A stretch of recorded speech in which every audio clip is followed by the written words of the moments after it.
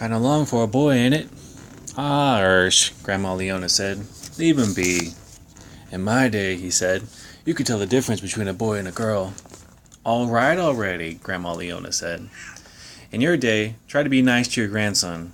He looked at my dad. Next thing he'll be wanting to do is live in one of those communes. I was glad Grandpa Ursh hadn't caught me on picture day, which is when cool boys borrowed scarves from their mom's closets. This was high-fashion Idaho style. Pastel paisley cinched under your chin and held in place by a Cub Scout neckerchief slide. Think Oscar Wilde meets Baden-Powell. My slide was one of a kind, carved out of wood bison head, a cast-off from my brother. Not hippie exactly, but groovy. The opposite of the hick, manly boy my grandpa wanted me to be. Inexplicably, the talk turned to farm animals. More specifically to my lack of knowledge of them. More specifically to pigs and their curly tails and oinks. More specifically to... What? Grandpa Ursh said, looking down at me. You mean Lance never seen a pig? I have on Green Acres. What's Green Acres? Grandpa Ursh asked. It's on TV, I said. There's this pig named Arnold Ziffel. I mean pigs on a farm, he said. And I know Wilbur. Look, he's seen plenty of wild animals, said my dad. Bears, coyotes, foxes, buffalo. Who's Wilbur? Grandpa said. He's a different pig who lives on a farm in a book, and he's friends with a spider named Charlotte who can talk. My grandpa shook his head. I mean a pig you can touch and smell.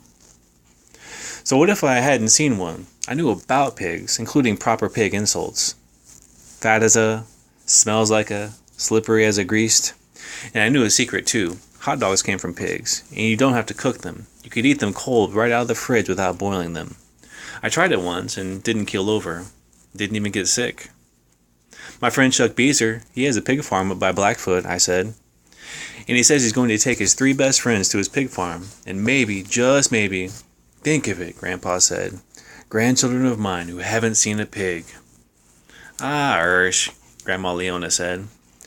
Who cares whether he's seen a pig, my dad said. That's all right, Grandpa said to me. It's not your fault you haven't seen a pig. This will be our project. Find us a pig or 2. Finally, my parents left, thank goodness, which left Lee Babes and me to wander. First, the living room with its folded Afghans and plantation of African violets, so furry you could pet them like a cat. Then the spare bedroom with a World War II picture of my dad, skinny and wavy-haired, who looked like he had never had a fun day in his life. Finally, the bathroom with matching towels that said master and slave, and a bar of soap so stuck with pins and sequins that it resembled a turtle undergoing acupuncture. In the afternoon, they watched Days of Our Lives, forbidden at my house, as were all soaps. But here a ritual, if not a sacrament. Each episode began with sand pouring through an hourglass, which terrified in a quiet way. How many months and minutes did I have left? Sand, my body, time pouring through me, or was I pouring through time? Oh well. There was always a barrel of monkeys to play with, and a certain crystal bulldog which had lost its fake diamond eye, but had gained a fake ruby eye in the exchange. If Leona was full of quiet, Urshel percolated with talk, usually advice. This is how to shine your shoes. This is how you mow the lawn, not in circles, but back and forth in lines. Always buy American. Pay cash. Never borrow. Pizza on Saturday nights. First check Farmer's Almanac. Never take money for a good deed. Hang up your tools when you're done with them. And if you're traveling, hide a folded 20 inside your belt buckle. That way you'll always have a reserve. Every couple hours he'd sneak outside, usually through the back door, to grab a smoke. Whenever he'd let me, I'd tag along. I liked the whole routine. Him shaking out a cigarette, lighting it up, holding that burning stick away from his body like it was poison. Except, of course, when he inhaled, I watched. He watched me watching. I watched him watching me watch him. Don't smoke, he'd say. Don't ever smoke. Nothing but a bad habit, he'd say.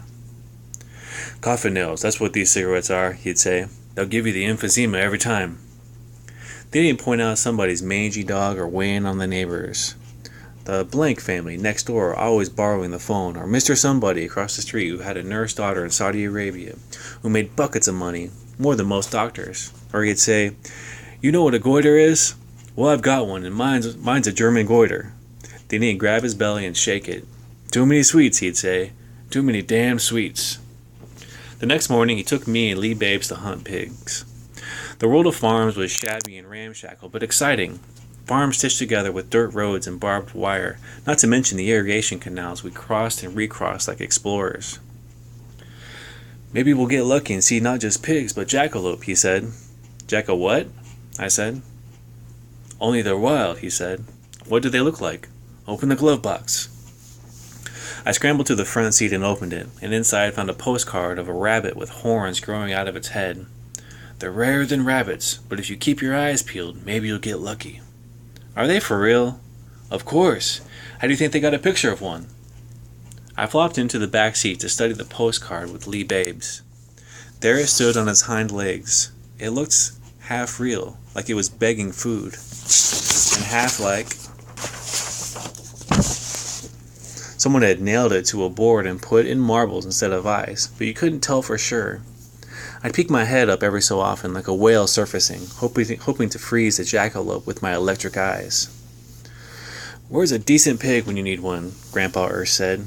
He pulled over. Did you see some pigs? I asked. Not pigs, he said. Magic grass. Get out of the car and I'll show you, and for hell's sake, don't fall in the drainage ditch. So we got out and he plucked a couple stems of wild grain of some sort, with a very soft head to it. See how puffy? Now put it under your shirt sleeve. It tickles, Lee Babe said. Just leave it there. Now let's find us a pig. We got back in the car. Before easing back onto the dirt road, Grandpa Urschel rolled down both front seat windows. There's one, I said. Where? I pointed. No, that's a cow, Grandpa Ursch said. Can't you tell the difference? Sorry. We drove a little longer, then he pulled over. Here we go, he said. The pigs were behind a barbed wire fence and inside a pen, sprawled out and asleep, like drunks at Ross Park on Sunday afternoon. Those are pigs, all right, he said. They were darker than I imagined, not pink like the shade you color them in school. We couldn't even see their tails because they were lying down, fat and dumb. They didn't wink or anything, they just lay there, like greasy bundles of hay. No, more like what they were made of, hot dogs, bodies lifting a little with each breath. Well, you've seen your pigs, he said. Are you happy now?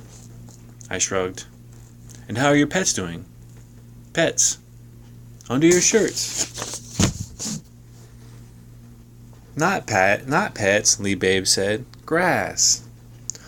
Only when we checked on them. They weren't at our arms anymore, but had climbed almost to our shoulders.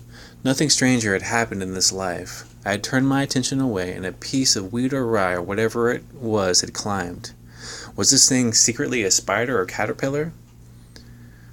But how can it climb against gravity? I said. I had learned about gravity. Gravity held us to Earth, kept us from jumping straight into space, made rocks and baseballs and grasshoppers fly back down to the Earth after you threw them at the sun. Gravity pulled at you every second, even if it was invisible. Gravity was heavier than the heaviest thing on Earth. Gravity was the answer to everything. Vibrations from the car make them climb, he said. Whichever way you point the grass it's going to climb, gravity or no gravity. The next day we visited more mysteries.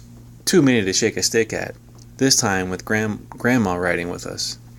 She didn't say much but looked around, nervous as a bird when a cat's around. Our first stop was St. Anthony sand dunes, which were 20 feet high and miles long. Then Arco, first city powered by a nuclear reactor. Finally, a historic marker at the side of the road, which we pulled over.